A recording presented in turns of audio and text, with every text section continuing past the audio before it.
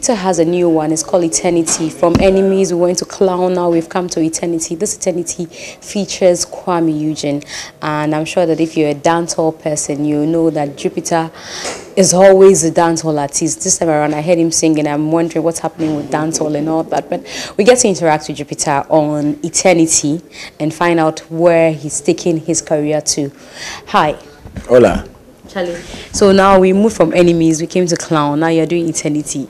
It looks like, you know, the hardcore dancehall is fading away. Is that what it is? No, actually. You know, before I make any decisions, I try as much as possible to get my fans involved in it. You know, I think I posted on my Twitter a couple of times that what are they looking for, and we all agreed that we need to release something a bit more commercial. You know what I mean? And this time around, you know, I've been away for a while. You know, my coming back, has to be more like Jupitar the musician, you know what I mean? Not only to be tagged at one category or as one genre as a dancehall artist, also to let people know that we are versatile and we can also do so many things, you know what I mean? And come on, collaboration, you know, so you have to tone down a bit to make it more right, you know, yeah.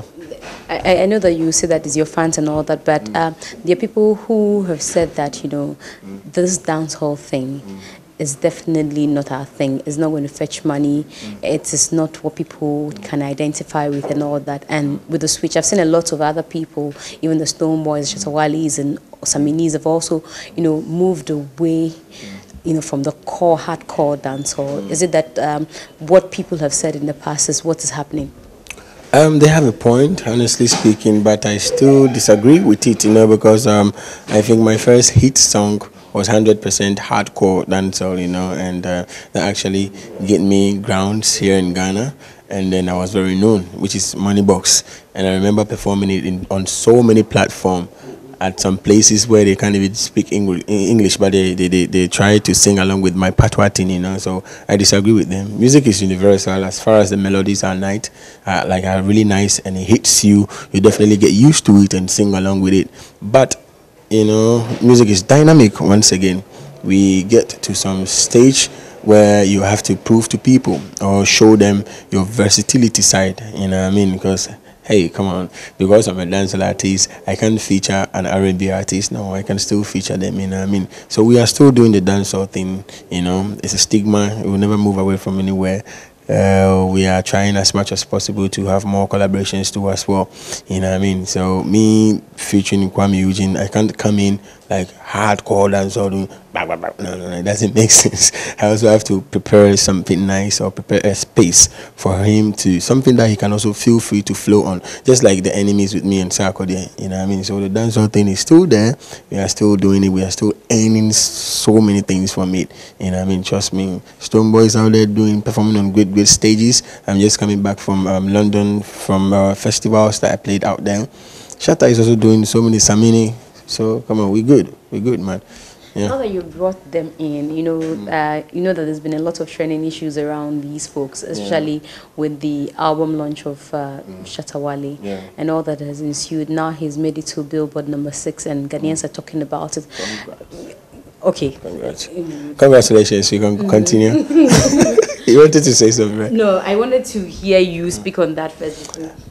That is on our side. We have to embrace it, because once Shatta is there, it will definitely affect us as dancehall artists, you know what I mean? This is one thing that most people don't know, and then artists find it very challenging, and then to accept and embrace any next dancehall artist who is doing good. We are just few, we are like 4 or 5 people, you know what I mean?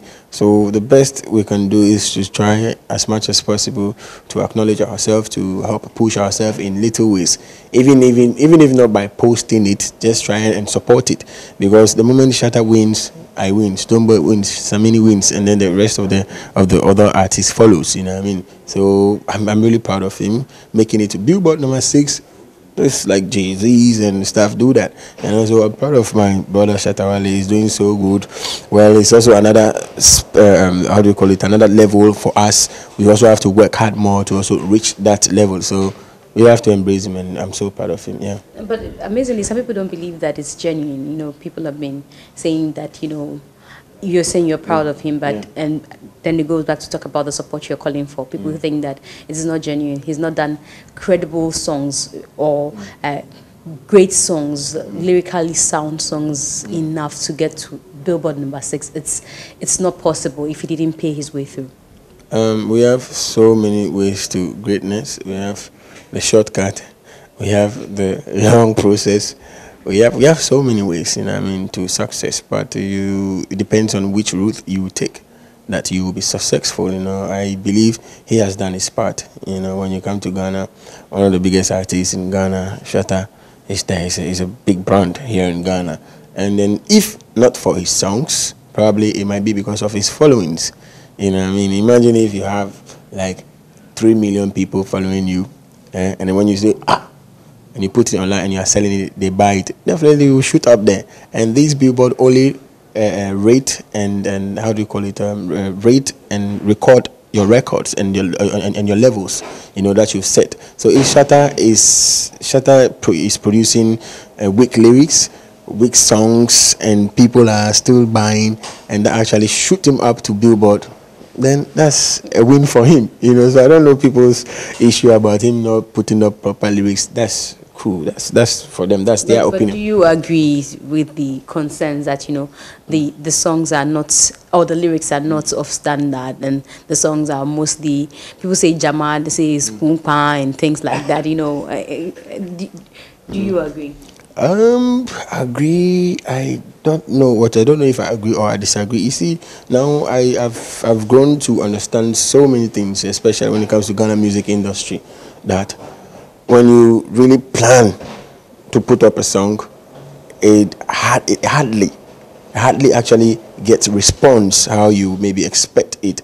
I release so many songs. I've released so Is that many. To say that the Ghanaian, the ordinary Ghanaian will prefer chaff, and they don't really want anything that will stimulate their intellect, but anything that comes, we are going for it. Chaff is harsh word, and I won't use chaff. But Ghanaians love to enjoy. They love to be happy. They love excitement. They love enjoyment. You don't want the mood where maybe they are partying. You just want to come and say God is good. You want to preach to them. I do really agree, and I want to respect the fact that the level at which we are now as musicians or as in our music industry is more of jamming. It's trend.